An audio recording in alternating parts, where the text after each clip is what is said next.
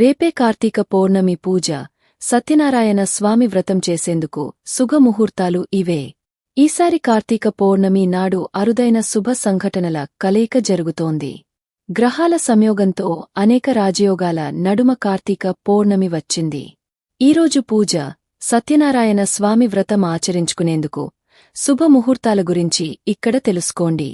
కార్తీక పౌర్ణమి పూజకు శుభముహూర్తం. కార్తీక మాసంలో వచ్చే పౌర్ణమి చాలా విశిష్టమైనది. ఈరోజు గంగా స్నానం ఆచరిస్తారు. ఈ ఏడాది కార్తీక పౌర్ణమి నవంబర్ 15 శుక్రవారం జరుపుకుంటారు. దేవ్ దీపావళి కూడా ఈ రోజునే జరుపుకుంటారు.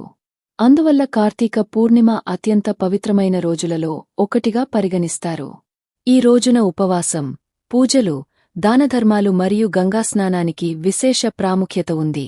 శుభయోగాలతో కార్తీక పౌర్ణమి. కార్తీక పూర్ణిమ, దేవతల దీపావళి నాడు అనేక శుభయోగాలు ఏర్పడుతున్నాయి. ఈసారి కార్తీక పూర్ణిమ నాడు చంద్రుడు మేషరాశిలో ఉంటాడు.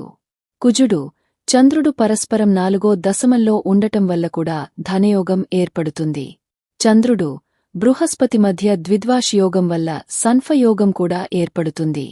శనిదేవుడు తన మూల త్రికోణ రాశిలో ఉన్నాడు. అందుకే సస రాజయోగం కూడా ఏర్పడుతోంది. పూజకు శుభ సమయం.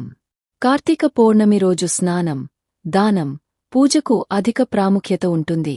స్నానం చేసేందుకు ఉదయం 4:58 గంటల నుంచి 5:51 వరకు మంచి ముహూర్తముందని జ్యోతిష్య నిపుణులు సూచిస్తున్నారు.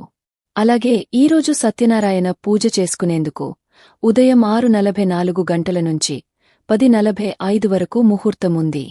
పౌర్ణమి తిథి గడియలు నవంబర్ 15 ఉదయం 6:19 గంటల నుంచి మరుసటి రోజు నవంబర్ 16 తెల్లవారుజాము 2:58 వరకు ఉంటుంది.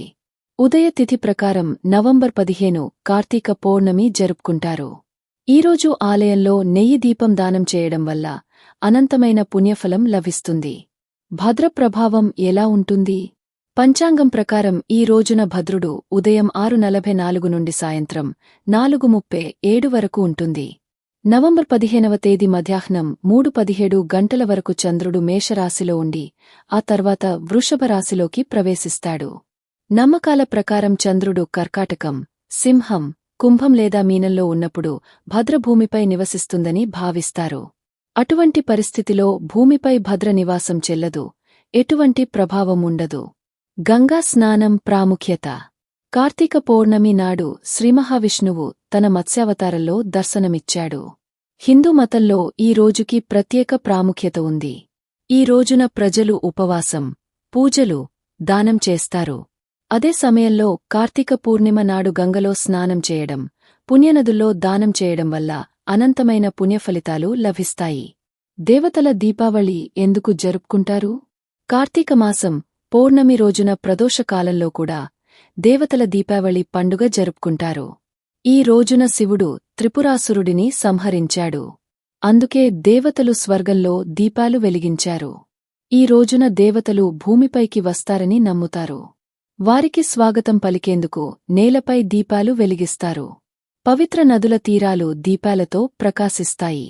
వారణాసిలో దేవతల దీపావళికి ప్రత్యేక ప్రాముఖ్యత ఉంది. ఈ వీడియో నచ్చినవాళ్లు మన ఛానల్ని సబ్స్క్రైబ్ చేసుకోండి. అలాగే లైక్ చేయండి. తరువాత మీ ఫ్రెండ్స్ అందరికీ షేర్ చేయండి. మీకు నచ్చిన సెలబ్రిటీ జీవితం తెలుసుకోవాలి అంటే కామెంట్ సెక్షన్లో కామెంట్ చేయండి.